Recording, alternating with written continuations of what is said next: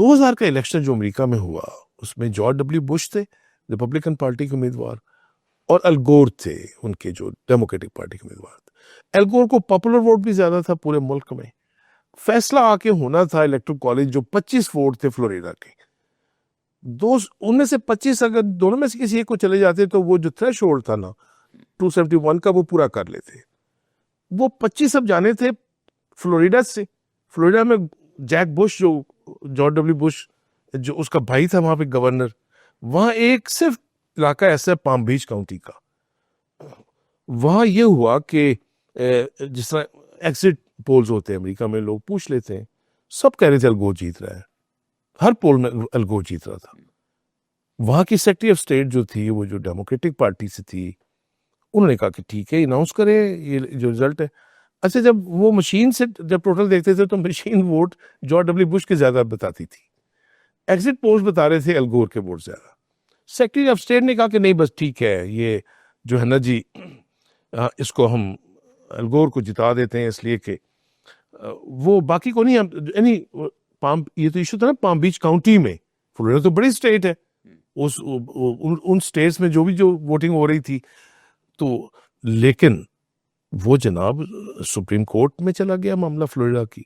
अच्छा, फ्लोरिडा की supreme court में भी डेमोक्रेटिक जज बैठे हुए थे, उन्होंने भी अल गोर के हक में फैसला दिया। अच्छा, करते करते क्या हुआ कि वो फिर ले गए इसको सुप्रीम कोर्ट में। जब सुप्रीम कोर्ट में ले गए तो उन सुप्रीम कोर्ट में 9 जज थे उस वक्त, विलियम रैंक्विस्ट उनके चीफ जस्टिस थे। अब खालिद साहब अमेरिका का बच्चा बच्चा जानता था कि ये इलेक्शन का जो सुप्रीम कोर्ट फैसला करेगी वो जॉर्ज डब्ल्यू बुश के हक में करेगी। क्यों भला? वो 9 में से 5 जज तो रिपब्लिकन थे और 4 डेमोक्रेट्स थे। वो यूं के वो जो रिपब्लिकन थे उनको बनाया ही रिपब्लिकन प्रेसिडेंट्स ने था। ठीक। विलियम रैंक्विस्ट तो बकायदा दफ्तर में काम करते रहे थे निक्सन के। ठीक। अवाम की तवक्कुआत के ऐन मुताबिक उन्होंने बुश के हक में फैसला किया। और सिंपल क्या पता क्या जवाब दिया? वो 77 पेजेस का वो फैसला है, गोर वर्सेस बुश। उन्होंने कहा देखो ये आप हाथ से क्यों काउंट कर रहे हैं? चूंकि पाम बीच काउंटी में जो मशीनें खोली गई, जिस तरह हम एटीएम मशीन से नोट गिन लेते निकाल के, तो उनमें वाकई अल गोर के वोट ज्यादा थे।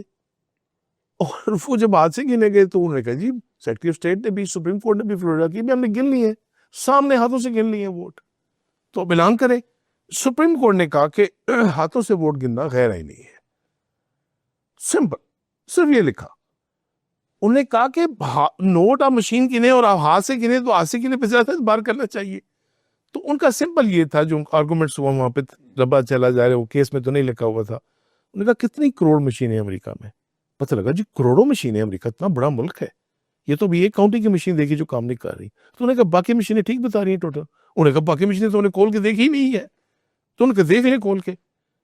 अब जनाब अगर करोड़ों मशीनों के पीछे से वोट निकाल के गिने जाए तो वो 20 जनवरी को तो ओथ लेना होता है सदर ने, वो तो 1.5 साल काम मुकम्मल ना हो। आपने ये देखा कि सिर्फ उस फैसले ने ये साबित किया, मतलब मशीन के ऊपर एतमाद किया, चाहे उसने गलत रिजल्ट, हाँ गलत रिजल्ट दिया। इसका मतलब ये हुआ कि इलेक्शन का मतलब ये सही गलत भी देखना नहीं होता। इलेक्शन का मतलब वेस्ट ने तो ये सीखा है कि आपने चूंकि अब झगड़ा नहीं करना इक़्तिदार में आने के लिए,